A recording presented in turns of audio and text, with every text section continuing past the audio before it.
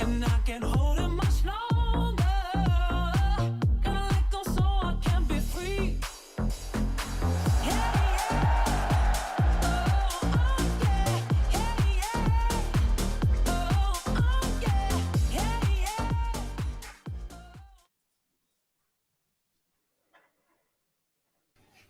It's Pierzynski. It's Kratz. AJ, how was the golf tournament?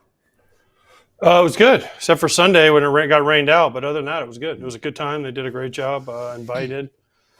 Choctaw Casinos, they did an awesome job putting it on. Marty Fish won, and Paul Broadhurst won for the pros. I feel like Marty Fish always wins. It's like insert that golf tournament, right? Isn't he in the top 5 of dudes that we get mentioned that you hear about? No? Marty Fish wins all of them a lot. Yeah, he does. He does. Kratz, I have an announcement. I know you're going to be excited because you're wearing your FT shirt to match me today, which is glorious. Okay. The Foul Territory crew has a new little content piece to unveil to the world on at least a twice-a-week basis and eventually maybe every weekday. It is called FT Leadoff. It is a Foul Territory newsletter. It is not just about FT. It is about the world in baseball the way it should be covered. You can subscribe right now for free. It is a free 99 email newsletter. So make sure you check that out. We tweeted about it. You click the link, you put in your email, and you're good to go. And you can connect with us. It's super short. It's like 3 scrolls. It should take you a minute tops. Some of these newsletters are clunky. That's great. You read those. We're quick. We have low attention spans. You in? I'm in. 100%. It'll be part of my daily reading. No, and I don't read much, but that'll be part of my day. It'll add 1 whole minute to your day. That's Can I get 1 minute? So my son and Can I get a minute? will sit before school. Yes. And we'll read it. And when he goes to school, he'll be like, "Hey, teach, did you hear about so and so? Did you see Like 3 home runs last night?" Exactly. Yeah. We're gonna be up to date on our baseball news, even though we're already up to date. But little snippets, this is gonna be great for the people. It'll be like, did you see Ohtani? He set the record for a Japanese-born player. You'll get stuff like that. And it is actually pretty kid-friendly. Yeah. So we're good there, without too. a doubt. Yeah. That's what I'm excited It about. gives you like 3 to 5 topics from the day. It'll show some type of picture or tweet or something to sum it up, and then a small write-up so that if you feel like you just were out of it this weekend, you're in it on this newsletter. So we're really excited about it. Put a lot of work into it behind the scenes. It looks tight. Let us know what you think. And again, please subscribe. It is free. Just throw your email in there. Read it every morning for a whole minute. If it takes you more than a minute, let me know, and we can talk about some other things. Get your audio version. Yeah, which is this. But this is a little bit longer. One more before we jump, because we do have foulterritoryshop.com t-shirt since 2 of us are wearing it today, so we might as well show it off. And a nice cute little new promo. You got the hoodie, the t-shirt, the hat, the wristbands, the stickers. It's glorious. More new items coming to the shop soon too. We don't do that too often, so deal with it. You just had a minute of promos because you love us. Let's charge the damn mound. It was a fun weekend. Charging the mound. Charging the mound. Yes, we are. NL East is actually standing out right now. We knew the Braves and the Phillies were going to be good. The Mets are playing pretty good ball too. AJ, the Atlanta Braves lost yesterday, but they were on a nice little heater. Obviously, we'll get into the Phillies against your famed White Sox. But Atlanta, despite no Spencer Strider, looks like, I would say, the most powerful and jam-packed offense lineup-wise, 1-9. Would you agree? Absolutely. We've been saying that from the beginning, and no Albies either. Ozzy's been out for a couple weeks with where he fouled the ball off his toe, and he hasn't even been in there. So they're 100%. We said from the get-go they're the deepest lineup in baseball, and they're pitching 1 through 26. They probably have the best roster in baseball. Losing Strider hurts, but you still have Sale, you still have Morton, you still have Fried. And they always seem to find some guys. But as long as they keep mashing the way they have been, this is still the team, one of the teams to beat in the National League. The Phillies have been great. Obviously, the Dodgers haven't played up to their standards, and the Mets have been hot too. Let's not forget about them. Yeah, they just beat the Dodgers in that series. Yeah. Going in LA. It's got to be the hottest division, in my opinion. I mean, these at the top. And I feel like, or I hope this happens the whole rest of the way, because I feel like this is a really good division to watch. And we've been wanting the Mets to do good for how many, or at least I have, for the last some odd years. We want to see the Mets back in the playoffs doing good things, and can't wait for them to play the Braves again. It's fun to watch. And the Phillies. I mean, I was telling this to my son on the drive home after a game yesterday. I said, we're talking baseball and good teams and bad teams. Like, when you're facing a bad team, you got to basically stomp on them. You got to sweep that series now. It's not you get 2 out of 3 good, but when you're facing a team like the White Sox, by chance, you got to win all 3. And I think that's the opportunities that you have. And it's early in the year, but you can look back and say, you know what? We did what we were supposed to do. We didn't give up that one game where, we could have. Also, did you say, son, if you're facing a team that can't execute a rundown, you need to sweep their asses? I did not. Kratz, that's what they say in Philly, right? That is what they say in Philly. Philly fans, I walked back from the bus stop today with my neighbor. He said the last 5 days he has hit on his props of over K's, Phillies win, Trey Turner and Harper getting a hit. He has just cashed out on the White Sox and the Rockies definitely before lost. I'm telling you, I did a couple on Phillies -1.5, Phillies -2.5. I mean, when they're rolling, you go with it until it stops. And now the Phillies are facing the Reds, like they're both kind of hot. So it's like, that's the matchup I want to see tonight. By the way, just back to the Braves for a sec. Travis d'Arnaud is the backup catcher for the Atlanta Braves, and he had no homers entering Friday night. How many did he smash? 3. Oh, he went. And then won the next day too. He had a streak at one point of 4 homers and 5 ABs. So d'Arnaud's starting to heat up. AJ said they have no Albies. Essentially, besides on stolen bases and average, they don't have an Acuna yet either. Acuna's got 1 home run and they're doing all this. Like, that's true. You have Ozuna with 9, you have Olsen with 3, and Riley with 2. So they're doing all this with dudes that aren't even feeling it yet. But, jeez, what a lineup! And good for Trav, bro. He's probably one of the nicest dudes you'll ever meet. He goes about his business. You hang with him off the field, suave, cool as the other side of the pillow kind of guy. He's got a great family. And, they were going about, whether to bring him back, what was going on, struggles a little bit. He found a home in Atlanta, and he's prospering. And he understands what he's supposed to, his role. He understands his role. And I give him all the praise in the world. Hitting 3 home runs, put himself on the map once again. I don't think anyone saw Ozuna. I mean, did anyone see Ozuna leading at the, 15% into the season or getting close to it with 9 homers and 27 RBIs? Marcell Ozuna. I mean, he was hitting some low points in multiple ways, and he's freaking smashing the ball now. I love his He's finish. on fire. Yeah, his finish, he holds that back, comes back and turns and looks. When you're hot, stay hot. Eric Davis always said, if you're hot, stay hot. If not, get hot. My man is getting hot at the right time. He is. All right, so lastly, just to swing it back to the Mets for a moment and look at the other side of things. Let's get the Yamamoto update. So first off, he pitched Friday, and it was his longest start, and he settled down per se, 6 innings, 4 runs, 9 strikeouts. But the Mets got to him, and I felt like that set the tone for this series. He struck out 3 of the first 4 batters he faced, and then DJ Stewart just blitzed him. That was a big smash. I mean, I hate to keep beating the same drum, but his fastball is getting hit. I mean, his off speed's nasty, as we know. It's nasty as all heck. But if he doesn't have that late life on that heater, it's going to get hit. And good teams, any team, they're professional teams. They hit fastballs. What are you raised to do as a young kid?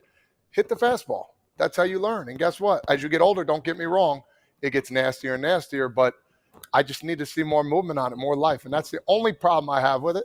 And listen, 9 strikeouts is really good. I'll give him praise. He's gonna strike out a lot of guys with that nasty split change, whatever you want to call it. But and the Mets are playing well, so there's a lot of factors going in. Mm-hmm. Hey, Kratz, you said it too, that Yamamoto might end up dipping the fastball percentage and going more secondary. No? Yeah, for sure. I think he has to be able to establish his fastball, but a lot of Japanese pitchers come over and they don't throw their fastballs very often. AJ knows it with you, Darvish. I remember catching Masahiro Tanaka, They shy away from the fastball. They view, if they can throw their splitter for strikes and then down below the zone, he's going to rack up his punch outs. That is not the issue. The issue here for me is the Dodgers, when they go through these stretches where they're just not hitting with runners in scoring position, they had a lot of guys on. They just didn't capitalize. No need to worry about their lineup. To me, this starting pitching, who is the stopper? And Glasnow stepped up this weekend. He was getting after it against a team that I thought they were going to go in and beat the brakes off the Mets. They were going to stop them. The Mets were hot. It took till the last day. But to me, who is the stopper when you don't have a guy that necessarily like if Yamamoto's that guy, he's got to be 6+ 2 runs or less if he wants to be that stopper. Is it going to be Glasnow? Is it going to be one of the guys they call up? Is it going to be Walker Buehler when he comes back finally? Who is it? Don't know. Glasnow. It's Glasnow, right, AJ? Every time? See him yesterday? Yeah. Saw him. I mean, yeah, but you're going to count him for 30+ starts? That's the problem, That's the thing. You need Yamamoto to be better. I know he pitched, but he's been getting hit. He hasn't like Yamamoto's dominated like everyone's like, oh, this guy's never going to get hit. He's been getting hit pretty hard, other than maybe one start. He's given up some hits and some runs, and as soon as someone jumps on his fastball, it's like, oh no, here we go, split, slider, and especially it's weird when guys get on base, he really struggles too. That's weird to me. I that's a good point, AJ. I didn't think that was going to happen because if you watch his mechanics, he is super quick to the plate. But it's almost like his timing. He's messing his own timing up. That's a good point. That is a really good point. 2 strikes also, putting guys away, kind of surprising. There were quite a few moments in that game on Friday where he didn't put guys away. Yeah, but the thing is, when you face a guy like him, you just sit off speed, and hitters are good enough now. He doesn't throw enough fastballs well located up or in the strike zone where guys have to honor it. It's like we get to 2 strikes, here comes a split, here comes a slider, and guys, he's making mistakes with those pitches. I would go against that. I would say he doesn't throw his fastball for a strike down enough. So he goes to throw that splitter. Anything mid-thigh and down, guys aren't swinging at because it's always the splitter. So he's not, to me, a guy like that needs to be at least locate his fastball down there when he needs to. And it'll just keep guys more honest with taking that split. Because now, you heard Tyler Wade say it after we had him on. He was talking about, we just said, see him up. It's an old adage, see him up, but it really matters when a devastating split at the bottom of the zone. If you think it's a heater at the bottom of the zone and then it just dives out of plate, you can't hit it. But if he never throws the heater, you just eliminate that bottom half. Who finishes with a lower ERA this year? Yamamoto or Imanaga? Including what we have now. I'm not going to go forward. I'm saying now. Obviously, they're 2 different planets and they're a few starts in. I would say Imanaga for me. I'll go Imanaga. Yeah. I mean, he's got the head start, and I don't think he's going to fall off the map. Obviously the league's going to adjust a little bit. He's going to stay right here. Nothing up, nothing down too much. Just His heater plays, though. What do you guys think? He's got a big start. It's a head start. Yeah. The head start is Big head start. It's a tortoise in the hair. I think he throws in so well in a league that platoons. He throws in so well to righties and couples that with his changeup away. I think he's going to have more success because he's coming after hitters and they're stacking the lineups. Maybe partway through the year, teams will be like, okay, he's not that tough left on left. Maybe that's how you'll get to Shota, but the platoon is his advantage right now because he is just pounding it in and driving that fastball cutter. It almost looks like it's a cutter, but it's just staying straight and true. And then he's just rolling that changeup right off of it. Mm-hmm. One more note from that series, because the Mets had a great series. They won 2 of 3 again. They do lose their catcher, Francisco Alvarez, for a while. 6 to 8 weeks. Should be back at some point in June. It's a torn left thumb ligament. and the thumb had been getting beat up. And all his teammates say, like, he's a tough dude. He's probably the toughest dude on the team. I mean, as is often the case, with catchers. But that's a tough loss for them. I mean, that's a huge advantage from a power perspective to have that dude in your lineup. Huge advantage. So, tough blow. Did you see the injury there over around first base? Yeah, that was tough. Yeah. That was and you think about ligaments around the hands and tendons and all those. It's no joke, man. You need your hands to play. Dusty Baker always said, man, take care of these paws because these are what make feet and paws. And, you got to run, you got to be able to catch. And it's a big blow. And they're going to bring up Nito and see what happens. But, we'll see at the end of the day. I still think they're going to do just fine, on the defensive wise. They haven't thrown anybody out yet still. What is it, 28, 27? I think they got one yesterday, they? right? Nito got one yesterday, I think. Okay, well. Nito got the first caught stealing yesterday. It was 10-0. I turned the game off. It was not close. But, hey, listen, Nito can throw some guys out too. So it is what it is. Next guy in line attitude. And if they keep that motto, I think they'll be just fine. Big drop off though from Alvarez to Nito. Power for sure. Yeah. Also for me, I mean, it's been cute, but like AJ, I think Atlanta and Philly are still worlds ahead of the Mets. I think I like the offense. They get JD Martinez back likely on Friday, but I don't think the pitching is going to last. The relief pitching's good. They might have an average to above average bullpen. I know it's been one of the better bullpens so far this year, but I'm still super concerned about the starting staff. They probably just left Hauser in a little bit too long, and he's facing a Dodgers team that had been kind of beat up. Like they weren't playing well. You were waiting for them to explode, but I don't feel really good about that rotation still.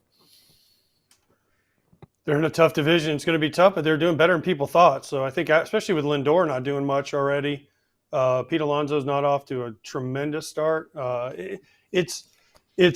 They're doing better, I think, than what people had expected them to do, and I think that's why people are like, "Oh, the Mets are for real." But yeah, it's and they won a series in LA, so I think they're going to be kind of what we thought, around 500. But if they get, they can make some moves. JD comes in the middle of the lineup, and the Mets aren't afraid to make a move if they're in it. So I think they have some staying power. It's just hard when you have the Phillies and Braves in your division. And then even the Washington Nationals. So let's bring in our first guest of the day, our buddy Kevin Frandsen. You can follow him at Kevin, Frandsen. Great backdrop today, too. Washington Nationals broadcaster. Yeah, I nailed the last name. I'm pretty sure. Yeah, I was just trying to count it. Yeah, I did it quick, but hey, you're calling some ball right now for a 10 and 11 team. How's it going? I mean, calling some ball. I'm calling every ball. Jeez. And there all the time. Balls that are strikes and strikes that are balls, which we'll get to later. Oh, man. Yeah, wow. Whew. I will say this. The Nats were in L.A.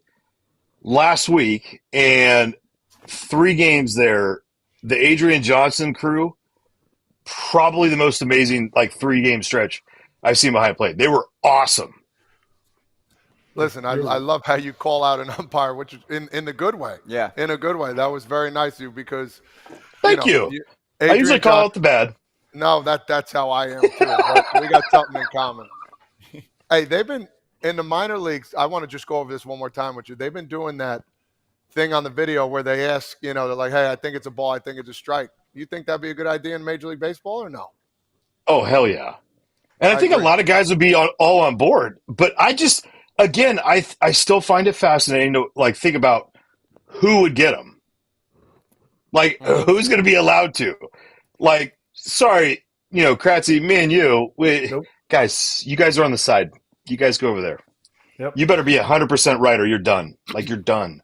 Because, it becomes into that situation of the situation of the game when it matters. And then, you got to have the trust. We've seen plenty of guys now that ask for the replays that are completely wrong all the time. Every single time they're like, check it. You're like, dude, there's no reason to check it. You're out by a lot, right? Then there's the guys that say check it, and you're like, oh, maybe, all right. So are those the guys that you give it to? But yeah, I think hearing about the ABS system and hearing how it's hard to get adjusted to more than anything. Challenge system isn't really anything to get adjusted to. I think ultimately, with all due respect to the umpires, as good as they are, get it, but they're as good as they are. Is it their ego that's going to be challenged on it? That's the big thing. Nah, they want it. They want it, just like you want that new background. And what kind of light do you have? Are you sunny? Are you tanning right now? It is the brightest No, I light never. on So earth. right. So here's the deal. I'm home for a day. South Jersey, represent. All right, New Jersey, South. Let's go, right there baby. for Let's you, go. Todd. Let's go. But all my stuff, my setup is back in DC, and so I have this light that's above, and I'm like, damn, I don't know. I feel like those moments that you're just like, I walk into a room, it's never like this. All right. Well, that shines a light on the top of the order for the Nats. Should CJ Abrams move out of the top slot, or are we going to have the constant, like, I mean, Lane's the one stealing the bases, so I get it. He's only hitting 180, but, like, Right. is this something that they're just going to, because they're rolling with it, they're good? Or what's the dilly with what's going on with the Nats now? Whew. All right. So I think it just depends on like Jacob Young. Jacob Young in 9-hole, every once in a while has been kicked up to the leadoff spot, and then that changes a lot of the dynamics of everything. Like I think right now, Lane being down, we've seen him in the 5 spot a few times. I think that looks good. It's that question, it's that dynamic that you draw out of people, right? Like, should he be hitting down there where he's driving and runs and doing all this? Or, I mean, he's setting a tone. Like the stuff that CJ is doing at the first pitch of the game is kind of like, you know, we've seen it before, right? With Springer and Schwarber, you go on, a bunch of guys that do it. But what does that do? That changes the dynamic, the way that you game plan, right? You know, for you catchers out there, that it puts a little uneasiness with you. And so here's the other thing, though. As much damage he's doing early, I mean, I want to say it's 60% of his plate appearances have ended with 2 strikes. So he's like still seeing a ton of pitches too, right? Like if he's not getting it done early, he's still going down there and finding a way. But I don't know. Like it's that chicken or the egg question. What do you want? Like I don't know. I like him at the leadoff spot. I do. Jesse Winker in the 2-hole has been great because the other thing about Jesse is that like we're seeing a healthier version of him.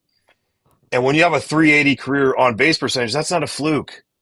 Right, and we're seeing it at what 4? I think he's like 440 right now, and so that's awesome to have in that 2 spot, 3 spot, whatever it may be. But yeah, it always brings up the question: is like, do you do it when he's really hot?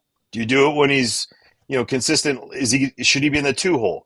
I don't know if he walks enough. You know what I mean? Like, but that damage that he does early on puts such a different view on people. It kind of led me in my next question. I played with Jesse a little bit. My question to you was, is this kind of like his resurgence year? Like, he's been up and down with the Brewers, Right. Not so good. Played with the Reds, had a good couple years.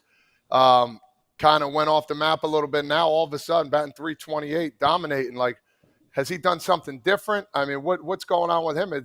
Is he more relaxed and not much pressure on him? What do you think the cause of this of him doing so well? I think it's 2 things. I think it's being healthy, right? Like, because that's for a lot of guys, that's always going to be number 1. He didn't bitch about it. He didn't like make it like, oh, I wasn't healthy. But he'll let you know that it wasn't the easiest of things and playing through things. But I don't know. I mean, Todd, you've seen it with him in Cincinnati. This is a guy that doesn't chase. Right, he puts himself in a good count so often because he's taking borderline pitches. He has that confidence in himself to be able to ball strike, whatever it may be. But he makes great decisions. And first time this weekend, I think we saw for 2 games against the Astros where he wasn't making those decisions, and it was just like it was not a great weekend for him personally. But what did he do? He still sees tons of pitches, and it matters. And so, is it a resurgence? Absolutely, I think it is because he's shown in the past he can get on base. He's shown that he can hit, right? Just to flat out hit. And he's putting himself in those good spots. So with health and those decisions, I think it's like it's easy to see. And hopefully it lasts a long time, right, for him. Because he's a good dude, man. It's fun getting to know him and understand him a little bit. With those 2 dudes at the top of the order, I think Joey Meneses might be the most underrated 100 RBI guy this year. But this team isn't going to be built around Joey Meneses in the near future. Is Mitchell Parker Oh my God. Going to be the two, is he going to be the 1 and 2 of the Mackenzie Gore that takes the Nats into this next wave of winning? Or is it just 2 games of a fluke and it was a really cool story because he kind of looks like Kershaw and he made his debut in LA? Like, I love all that kind of stuff. Yeah. So, oh man, it's a good. 2 starts. I mean, I don't know how you go any other way other than say maybe. Like, dude, his first 2 starts, the Dodgers and the Astros, right? So, like, I went on this yesterday. You go Mookie, Shohei, and Freddie, and then you take Altuve, Jordan, and Kyle Tucker. So it's 1-2-3, 1-2-3. Those are the 2 games that he had to face. They had a combined 7,500 hits, 1,600 doubles, 1,200 homers, 297, 943 OPS, and 3,000 walks between the 6 of them. And he didn't walk any of them. And he challenged them. And so I can't sit here and tell you I know there's a chance, yeah. But man, to see someone just go out and not be scared and execute, stick with the gameplay, because here's the other part. Riley Adams is not going to get enough credit, right? I feel like the backup catcher who's now getting a lot of time doesn't get talked about enough. Riley's kicked ass, man. And like the way that he has led Mitchell Parker through these 2 games and the belief, I mean, the split, he showed 5 of them in the first game. He's throwing, I think 15, 16 of them, got a bunch of punch outs on it, and it's nasty. Is it real? I hope so, because I mean, I like winning. Like, I like calling games that they win, not losing. But man, he was so efficient. 73 pitches yesterday? 78% strike percentage. Is that sustainable? No, I mean, honestly, come on. No, it's not. That part's not sustainable. But you saw how he attacked some really, really good hitters. And if he can execute like that more often, more times than not, then I think he'll be successful. But I mean, it's so drastic. Like the difference between him and McKenzie, right? As far as the stuff, I see Andy Pettitte. You guys want to see Andy Pettitte with Mitchell Parker? A little bit. You got to see it a little bit more. I mean, you got to actually watch a little bit instead. You're going to go Kershaw. I mean, let's go. Jeez. Franny, you know, we're talking about your young pitcher. When are we going to see the young studs? When are we going to see Woods? When are we going to see Dylan Cruz running around in the outfield out there? I mean, I know they're off to a good start, but when are we going to see the next wave coming? Well, it's about 6 days from April 28th, which is that like usually that line for the Super Twos, right? So maybe after that. Honestly, it just depends. They invested in Eddie Rosario. They invested obviously in Winker. Stone Garrett's coming off the IL, and I think they're going to give chances to them. But again, if they can force the issue, right? Like that's always going to be the thing. If they force the issue, right now James is going through a little bit of a lull, which is perfect. I don't know about you guys and the way you guys look at it, but like with young guys, before they get called up, like if they get off to a hot start, wait till they kind of hit that valley, and then once they start climbing again, just bring them right back up, right? I know when I got called up, I was on a high, never had a low, and the low hit in the big leagues, and that hit hard, and you don't want that with those guys.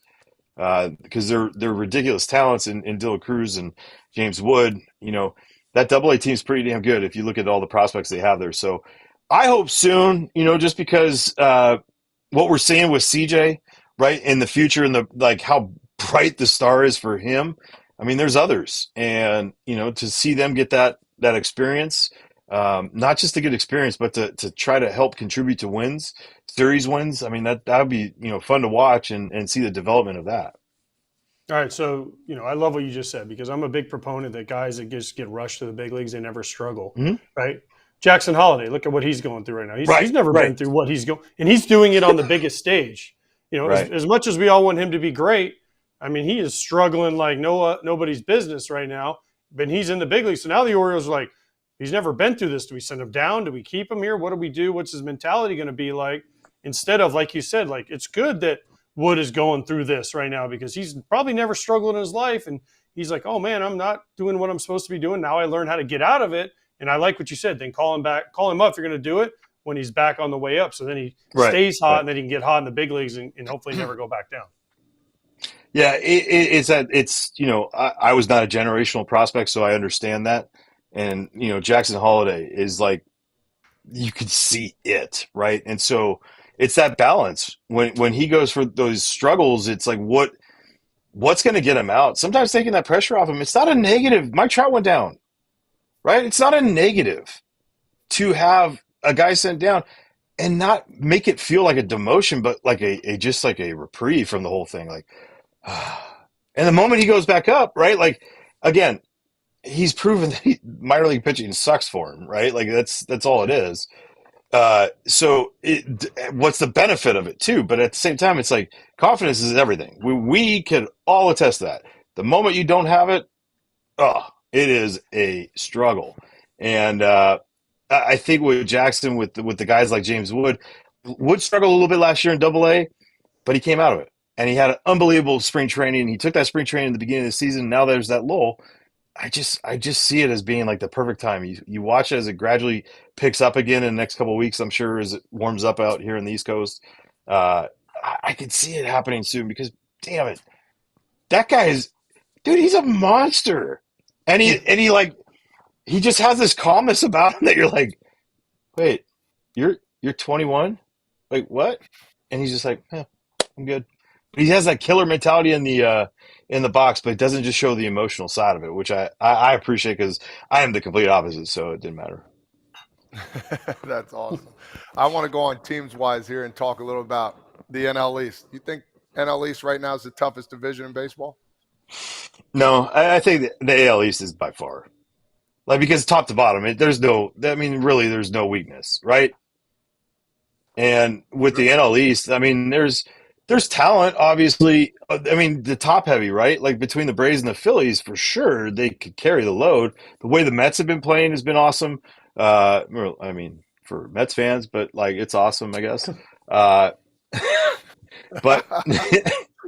no, but I'm just saying, like, I think as the Nats start to continue to learn how to win and win more, the Marlins being where they are, I just can't sit there and say they are. It is in the NL I bet you it is.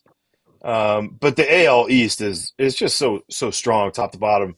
And you could say top heavy, but like, dude, every team has these youthful, like insane prospects or not even prospects, but like talent that just makes you believe that it's not going anywhere, right? And so the NL East is not far behind, but I think because of where the Nats and Marlins technically are, like just being honest with everything, even if the Nats are 10 and 11, doesn't matter. It's just like that there's a difference between the top end and the bottom end. Franny, I'll give you a little fan comment while we've been chatting. Fabi said, this guy's awesome. The way he talks about the Nats makes me want to root for them. So you're bringing very, very high energy and vibes. He's the one. Monday here. Yeah, he is. He is the one. He is your uncle. But in all seriousness, I need FABBY in the chat right now. You're getting some good love here. You're bringing it today. So I'd like that same energy and give me a little recreation of what you talked about with the A's situation, the fact that we're going to have a lot of minor league baseball being played in Sacramento, except it's going to be dudes like Aaron Judge bashing the A's owner's second favorite team, which is his team, and his favorite team is anyone playing his team. Completely asinine comment, number one. Number two, growing up in the Bay Area my whole life, I mean, look, my brother played and we played strikeout. My brother DJ he was the Giants. I couldn't be the Giants. I had to be the A's because he's 3 years older. He kicked my ass. Otherwise, his buddies would too. So that's fine. I got the steroid A's, and we, emulate all their stances and everything. And so I would say we went to a lot more games early on at the Oakland Coliseum than at Candlestick because it was a little easier with Bart to get there. And so there's a lot of passion towards the A's that I have. It's a franchise. It's a fan base that deserves a hell of a lot better. An area that's been stricken with a lot of, just unfortunate, economic situations. You take away the Raiders, which is fine with me, but you take away the Warriors and you put them in San Francisco, it's still hard, right? Understandable on the Warriors' part because they built a you know, a palace in San Francisco, which is insane. But the workers that were combined between the Oakland Coliseum and the arena, they're not having the jobs anymore. And that bothers me because, I mean, look, it's good for the Sacramento people, but at the same time, they weren't going to they weren't losing a franchise. They weren't losing the AAA team in Sacramento, right? So now they're going to be working a lot more, which is fantastic for them. But I just feel for everybody with the situation there, because there's a huge passionate fan base that hasn't wanted to show up, even though, you know, that's a lot of the narrative too. Like, oh, well, they haven't shown up. It's like, well, why would they? You have looked at, since, you know, the Mulder and Zito and Hudson era, that you don't want to keep those guys. You know, you can go on and on. You can go to Matt Chapman. I mean, just think about like the Matt Chapman, Matt Olson, Simeon, just those three alone right now that are just like how incredible they are, and yet they couldn't retain them. And if you're a fan, how is that easy to jump on board with? So, you know, I loved playing in Sacramento when I was in AAA. It's not a big league park, and I feel like that's the other. Like, can you imagine getting your call up to the show? You're going to be in the show, but you're going to be in.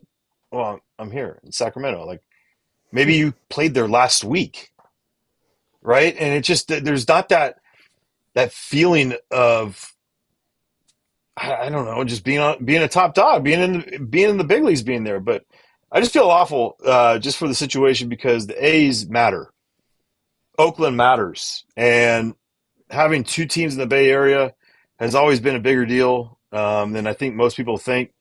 And not all those A's fans are going to go over and be Giants fans, but I'll tell you what, they're not going to be Fisher fans. That's facts. And since we got crushed because Rowdy Tellez was on here, he was like, yeah, I'm kind of, you know, I'm from the area. Well, he's from Sacramento. So they were like, you were close. Tell me what it would be like to not have another team in the area growing up for your baseball career. You talked about, you know, you and DJ playing out in the backyard and everything, but for your baseball career, do you feel like it's going to ruin just people not being baseball fans because there's not another team to root for if you don't want to root for the Giants? I think so, because the East Bay has so many kids. Like the East Bay has grown so much since we were younger, and you know, the San Ramon Valley area, that, you know, the Alameda, all that area just in general. You know, I think it would. I think it would have affected me personally. Because who the hell would I have been? Actually, I would have been the Braves, because we saw so many TBS games there, so that's fine. But the whole thing is that like the A's mattered, and like Ricky Henderson and the padded Mizunos, everyone knows padded Mizunos in our age. Mm-hmm. Like those things were the best. That mattered, right? Like that mattered to us, and it gave us someone else to root for. The Giants weren't good. You know, before Barry got there, you know, you had the '89 World Series, and you're like, yeah, I was an A's fan for a little bit, for sure. Why not? But I just feel like the fabric of the way we grew up. I mean, you look at it with the Niners growing up, right? With the A's and the Giants. The Warriors weren't good, but they had Run TMC, and so that was awesome. You know, you had 4 franchises in that time frame that were unbelievable, and then you add in the fact the Sharks came in, you know, in '92, and so then you have this fan base that started to pick up. That A's team mattered. That A's team was so high on everyone's list in the Bay Area that it would affect it, and it's going to affect. You know, as we go, you know, get older and we watch these kids get older, like, who are they going to root for? You know, and you're going to say, oh, it's easy to go to the Giants. Like, it's not always that easy. It isn't always that easy. Franny, what kind of shirt you got on today? 90 for life, baby. Can you give people some just like sell it? Sell us the bocce ball tournament for DJ. All right, so we do it every year. DJ passed away 20 years ago this September. DJ's his brother. He was my brother. This is my brother. He was 3 years older than me. He battled cancer off and on for 19 years. His favorite player was Dave Righetti. He was born on May 19th. He battled cancer for 19 years. When I got the Pro Ball first in Salem Kaiser, my first number in my locker, without even there was no sense of asking or anything. It was 19. It was like It was meant to be. When I got to the big leagues, I was wearing number 8.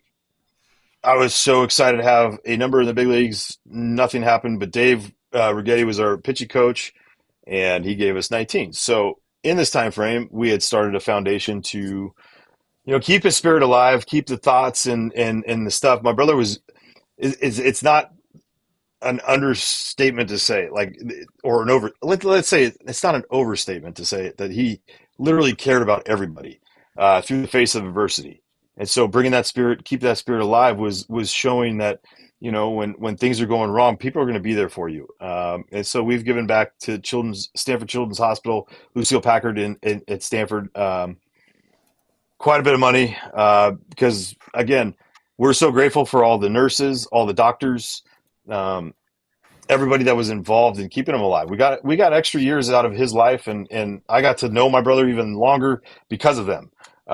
So we do programs there at Stanford. We do stuff with the AYAA program there, which is about youth and adolescent kids. I don't think people realize that going from a children's hospital to an adult hospital at Stanford, there's a lot of transition that you are not used to, and you're dealing with decisions that you're not able to. So we're providing a bunch of money there. The high school, we had scholarships there, and we got a fully endowed scholarship at Santa Clara University that just finished up this year to get it fully endowed. So that is probably the coolest thing. My brother went to Santa Clara, was the basketball manager there. And so we continue on. And this year, because we've had a couple of years off with COVID and stuff, 17th annual bocce tournament in between the Super Bowls and the NFC AFC Championship week back in Las Gatos. So yeah, it lives on. And so 19 for life, go the distance, never give up. That was his motto that he lived by. Love that, Franny. We'll obviously post this so that people can Did I get involved sell and it? get more information. You Yes, sold you the sell crap it. out of it.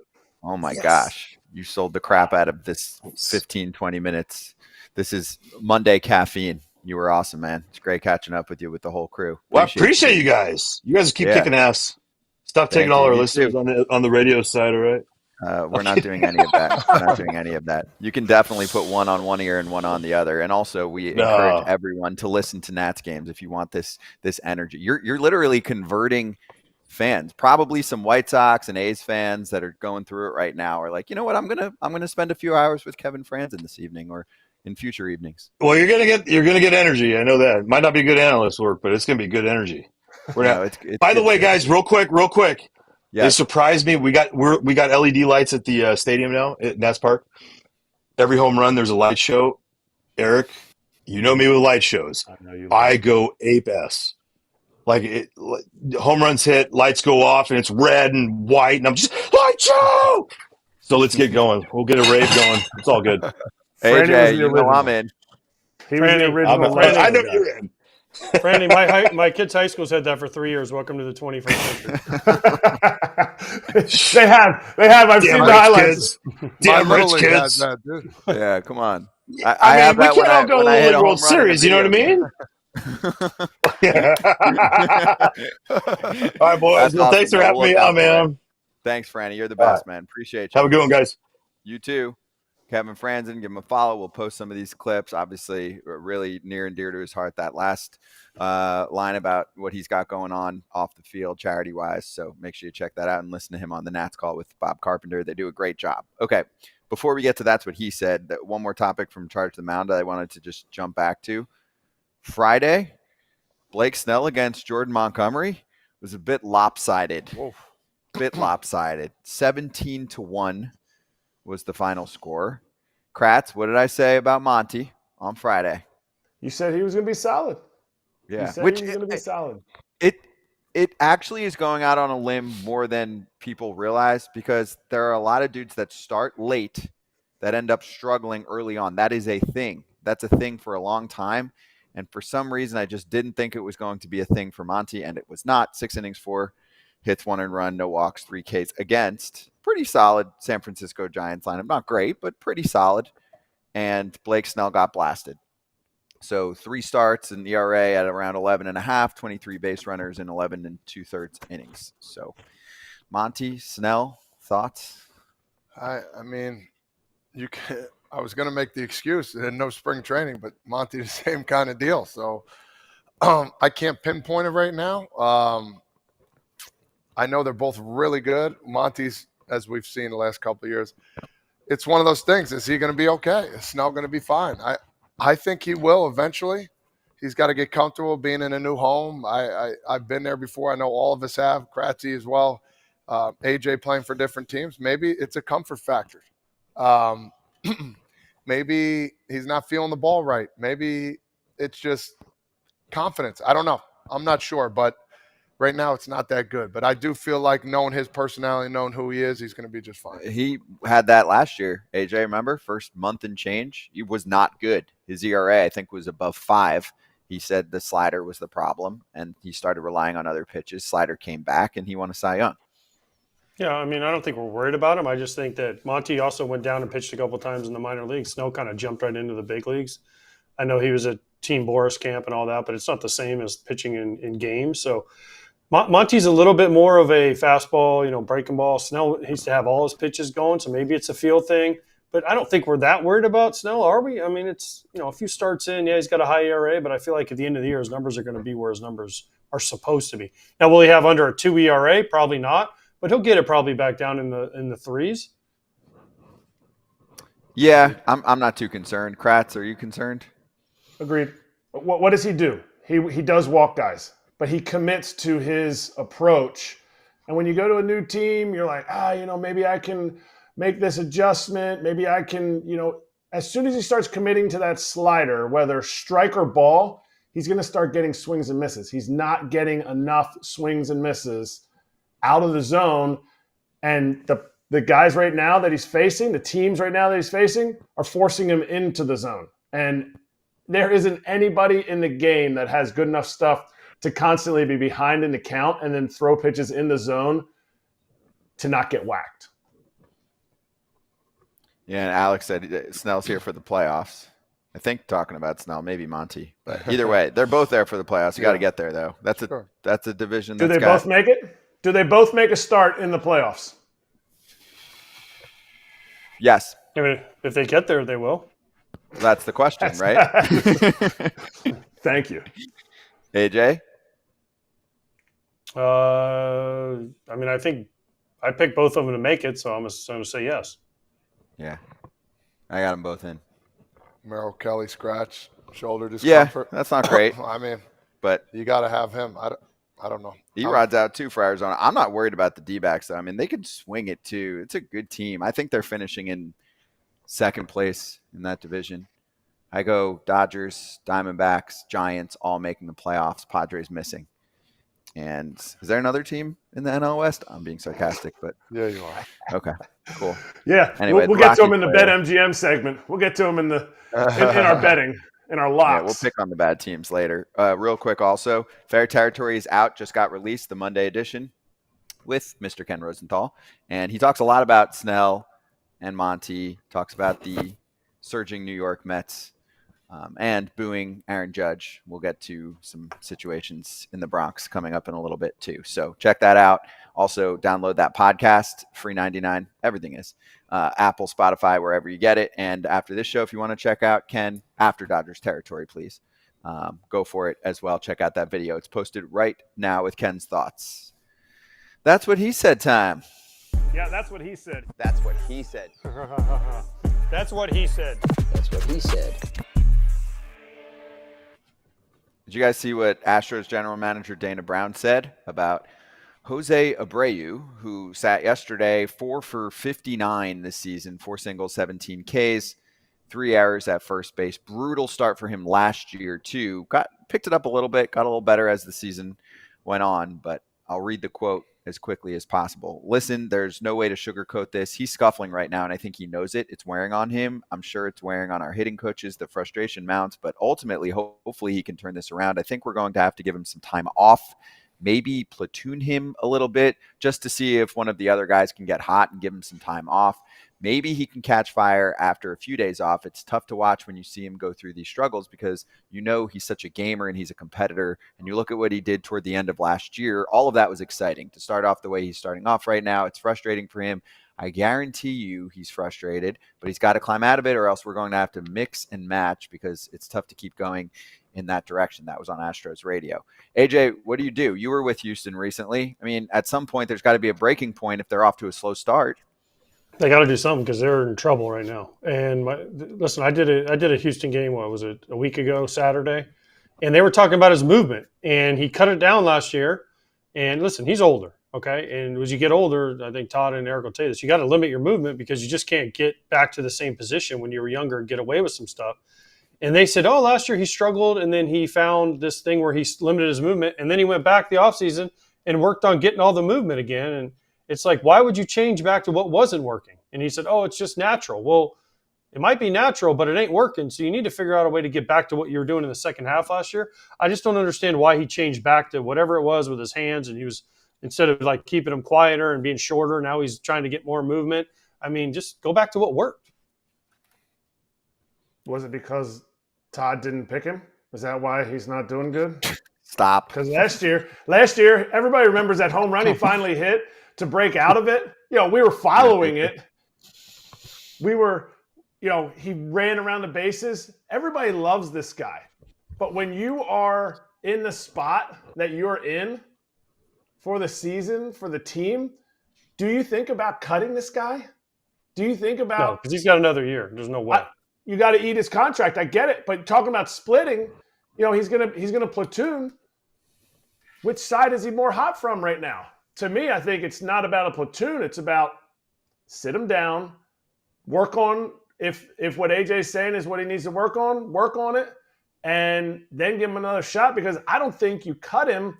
But if the team was 500, it'd be way different. But they are, I think, 9 games under 500, if I'm not incorrect. Listen, you bring up a good point.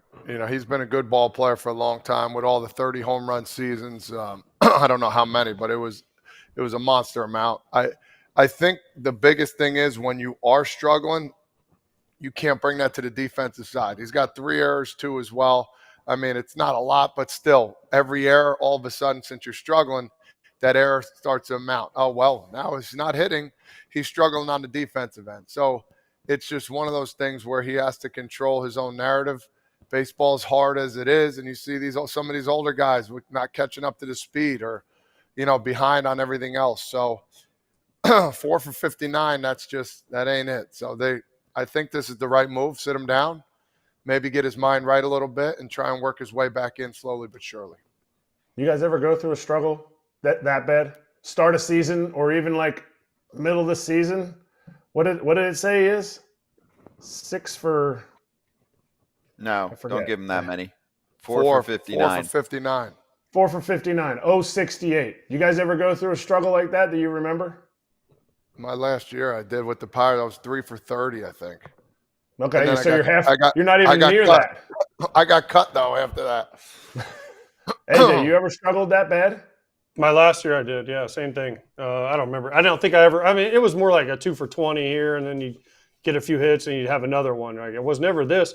But, I mean, we could say the same, like we already talked about Jackson. Look at what Jackson Holliday's going through. Look what Chris Taylor went through.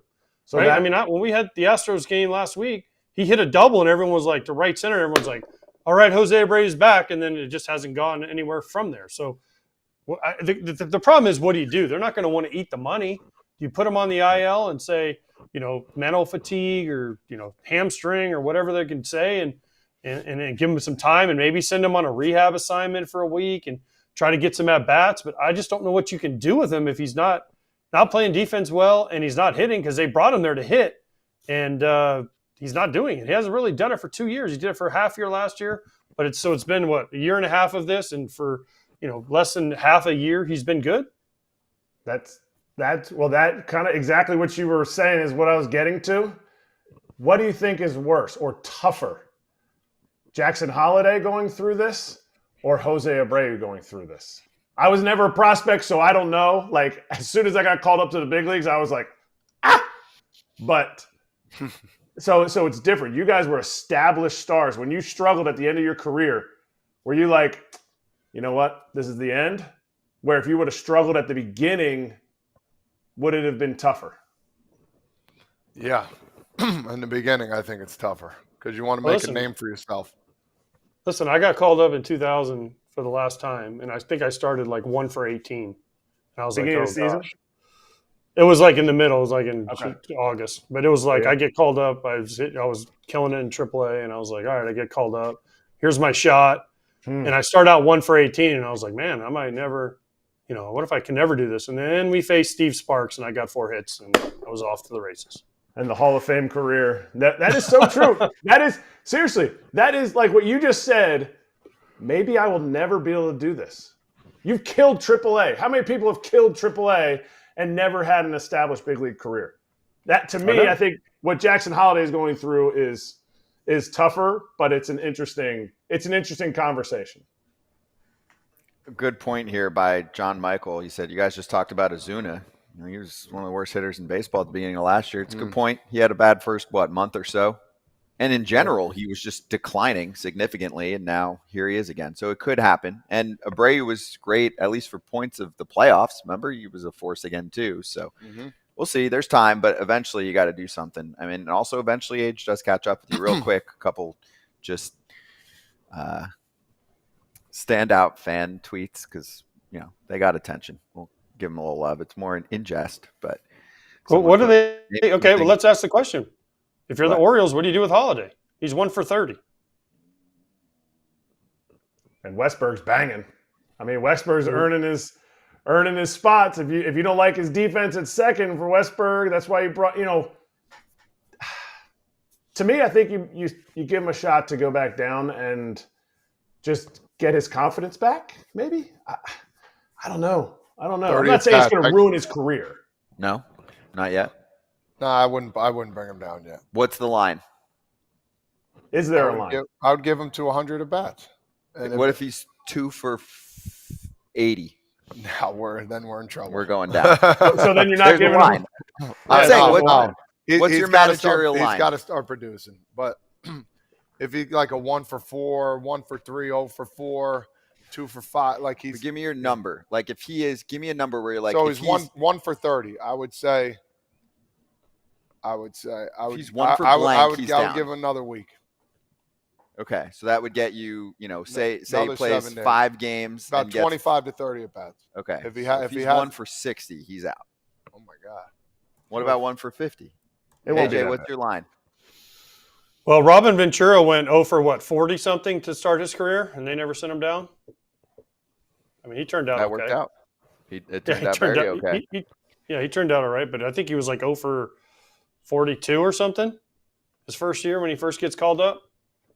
I'd give him another. I'd give him another 20 at bats. But if it's 50% K rate still, that's my biggest issue. Is his K rate is so high, and so that's how I would look at it. I'd be like, your season started over. You have 20 at bats. I'd tell him that, and we go from there. Not say, hey, don't strike out so much because that's a terrible way to go about it. But just you look at it, he's got to cut down on the strikeouts, and then I think his hits will come. I mean, he's 1 for 30 with 16 strikeouts. Oof. Yeah, it's close. That's a lot. Yeah, it's a lot. And that's fine. See, that's my point, though, because I'm aggressive sometimes, call the guy up. You can send him down. He'll be fine. We just spent time with Mike Trout on Friday. He mentioned it. Not everybody comes up and bangs right away. Trout got optioned. He did okay, right? He's pretty good. Yeah. You don't. Hey, quick on these fan tweets. Someone said, name something more useless than the cupboards above your fridge. You can't. And someone quote tweeted it, José Abreu. That's cold. It's funny, though. I like this shit. Yeah, you can write whatever you want on there. It's funny. Until you're in someone else's shoes. Someone said, somewhere James Click is laughing at the Astros, free falling at the hands of a $19.5 million per year worst first baseman in baseball and wildly overpaid back into the bullpen development that is poetic as it is pathetic. Astros They're not fans losing because of José Abreu.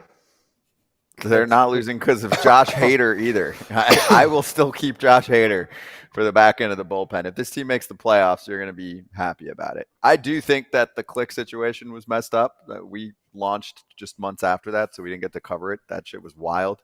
World Series playoffs, all that's going on. I'm on the road, and like it's not being talked about that much. And you're like, yo, there is absolute fire internally, and this team's just messing around and winning World Series. All right. Anyway, so Kratz has to coach a game today, so we're going to lose him in a moment. But let's do BetMGM locks. A little quickie. Friday was super, super successful. 3 out of 4 of us took it. No sweat bets for Todd Father, me, Kratz, and Papelbon got half his parlay, but lost the other part. So doing pretty well here so far to start. Pap's actually starting to get a little bit towards sea level again. Giggity. Yeah, giggity up $69. So Pap, you're going to lead off, Papnosticator. What do you have for us for a Monday? What's up, people of FT Foul Territory Nation? What's happening? It's Pap here. We ready. We ready to make this run, okay? We went through a little stumbling blocks, but we're still plus $68. And today we're gonna lay $100. We're gonna win $221 because we're gonna take the Braves and the Twins in the money line. Man, I got nothing for you on this one except for I'm just betting against the 2 worst teams in baseball. I feel like all I gotta do is win the game. Put my 2-game parlay together. Let's get back up on that money, and let's get a little roll. Let's ride the wave. It's starting to get hot. Bats are gonna be swinging it, baby. Let's go.